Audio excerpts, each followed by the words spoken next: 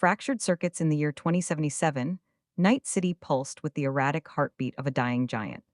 Towering megabuildings scraped against a perpetual haze of pollution, their facades alive with holographic ads promising eternal youth through chrome enhancements or instant wealth via shady gigs. The streets below were a labyrinth of despair and opportunity, where the scent of street food mingled with the acrid tang of gunpowder and spilled synth blood. Amid this chaos lived Jax Harlan and Lena Voss, a couple bound by love as fierce as the corporate wars that ravaged the world around them. Jax was a man of imposing stature, his body a testament to survival in the Badlands before the city claimed him. Broad-shouldered and scarred, with a cybernetic arm that hummed softly with each movement, his voice was a deep, gravelly rumble that commanded attention in any dingy bar or back alley. He had the look of a former nomad, tattoos of the Aldecaldos clan fading under layers of dermal plating.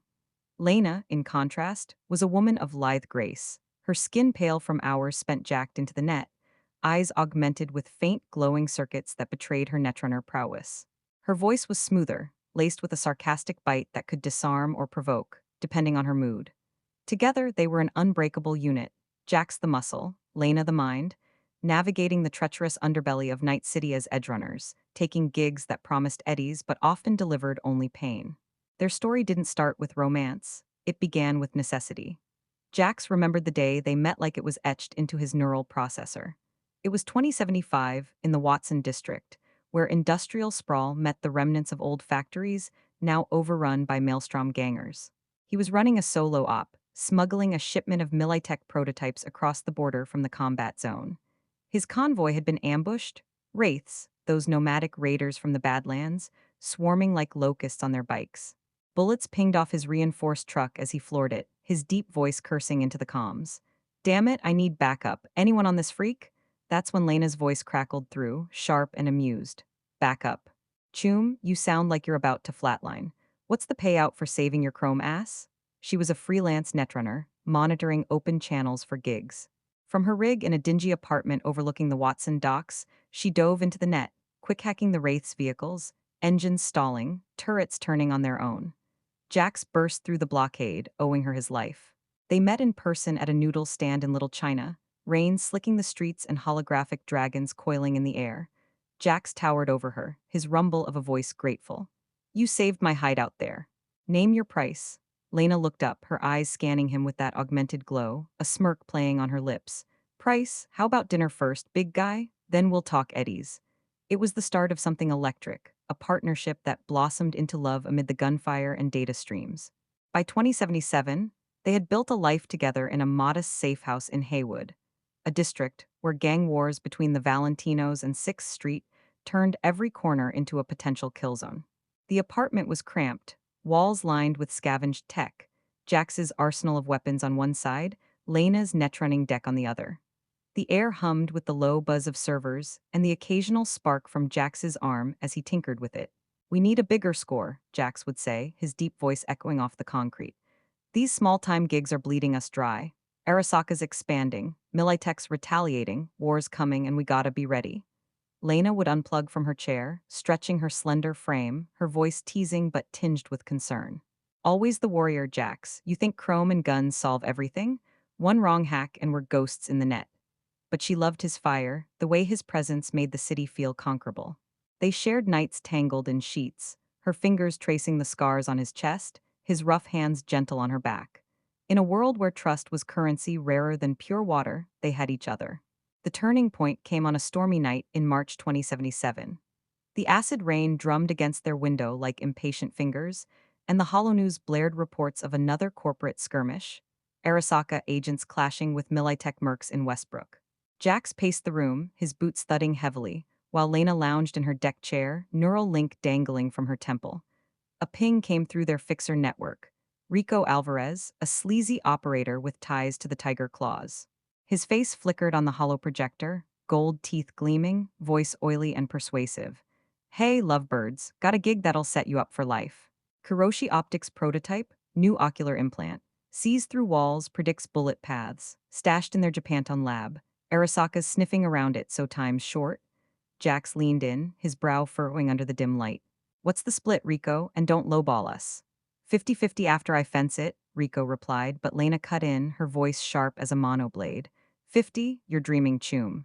70-30 our way, or we walk. She crossed her arms, her augmented eyes narrowing. Rico chuckled, conceding. Fine, 70 it is, but watch your backs. Kuroshi's got Arasaka security on loan. They prepped meticulously. Jax oiled his Militech M251 Ajax rifle, syncing it to his neural interface for smart targeting. His cyberarm, a bulky model from ZA Tech, could punch through ferrocrete. This feels off, he rumbled, loading magazines. Reek was too eager. Lena calibrated her deck, installing fresh icebreakers and a Sandivistan reflex booster for those critical moments. Everything in this city feels off, Jax. But we need the eddies. Imagine our own place in the glen, away from the gangs. Her voice softened, dreaming of a life beyond the grind. The heist launched at midnight. Japantown was alive with the hum of neon signs in kanji, street samurai patrolling under cherry blossom holograms that masked the underlying rot.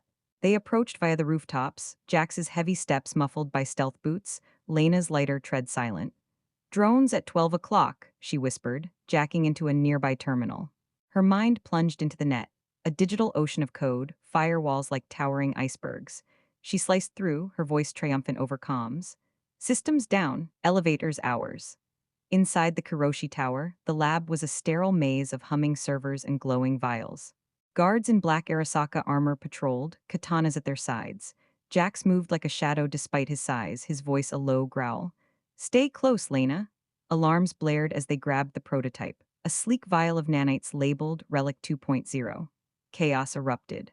A squad of corporate solos charged, bullets whining. Jax opened fire, his rifle barking in controlled bursts, bodies dropping with wet thuds. Incoming, he bellowed. Lena activated her Sandivistan, time dilating as she blurred through the room, quick-hacking enemy cyberware, optics frying, limbs locking. Got your back, handsome? Her voice was exhilarated, adrenaline sharpening her sarcasm. They fought their way out, but not unscathed. A stray round clipped Lena's thigh, blood soaking her pants. Jax took a slash from a monoblade across his chest, his dermal plating sparking. In the getaway AV, they laughed through the pain, eddies in sight. We did it, Jax said, pulling her close, his deep voice warm. Yeah, but Rico better pay up, Lena replied, wincing, her tone laced with doubt. Betrayal struck at the drop point in the combat zone, a ruined expanse of crumbled buildings and perpetual gang warfare.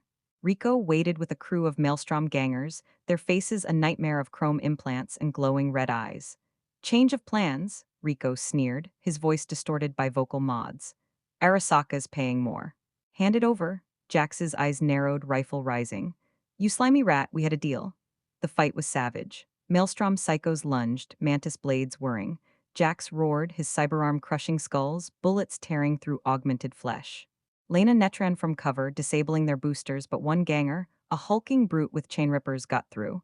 He slammed into Jax, blades piercing his side. Blood flowed, hot and sticky. Jax, Lena screamed, her voice breaking. She fried the ganger's brain with an overload hack, but the damage was done. They escaped with the prototype, holing up in Pacifica, a district of abandoned resorts and voodoo boys' territory. Jax's wound festered, nanites from the blade causing rejection in his implants. It burns, he grunted, sweat beading on his forehead. Lena tended him, her hands steady despite the fear in her eyes. Hold on, love. I'll fix this. Her voice was soft, vulnerable for once. Desperation led them to Doc Vargas, a ripperdoc in Haywood with a clinic hidden behind a Valentine-owned auto shop. Vargas was a grizzled man, voice gruff from years of smoke and surgery. This is Arasaka black ice in your system, choom. I can amputate the arm, stabilize you, but you'll be down and limb. Do it, Jax rumbled, gritting his teeth. Post-op, Jax was one-armed, weaker but alive. Lena, in a bid to understand the prototype, installed a sample in her optics. I can see everything now, she said, her voice awed. But the relic was more than an upgrade. It was experimental soul-killer tech, a virus that eroded the mind. Paranoia set in. They're watching us, Jax, Lena whispered one night, her eyes wild. He held her, his remaining hand strong. We'll fight together, Arasaka closed in. A team led by Akira Tanaka, a sleek woman with a cold, precise voice, raided their safe house. The relic is property of Arasaka. Surrender or die. The battle was fierce. Jax, handicapped but ferocious, held the door, his pistol blazing. Lena, run, she hacked turrets, her voice defiant. Not without you. They fled to the afterlife, the legendary Merc Bar in Watson, where legends like Rogue, a woman with a no-nonsense voice, offered sanctuary. You two are in deep, Rogue said. Rico's maelstrom ties run to Arasaka, bad move. The final confrontation came in the bar. Rico stormed in with reinforcements. Guns blazed, tables overturning. Jax fought like a demon, his rumble echoing. Lena's enhanced eyes predicted trajectories, her hacks turning the tide. But in the melee, Rico fired a point-blank shot into Lena's chest. She crumpled, blood pooling. Jax. I love you, she gasped, her voice fading to a whisper. Rage consumed Jax. He charged, killing Rico in a brutal takedown. But Lena was gone, her eyes dimming.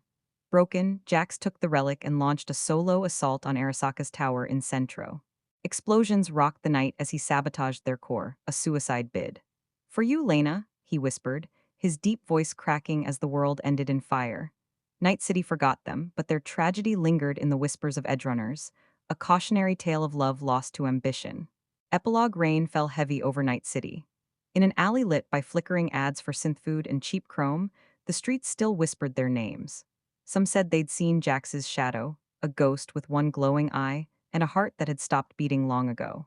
Others claimed Lena was still out there, trapped in the net, her voice glitching through the data streams, whispering, "We're not gone, we're just uploaded."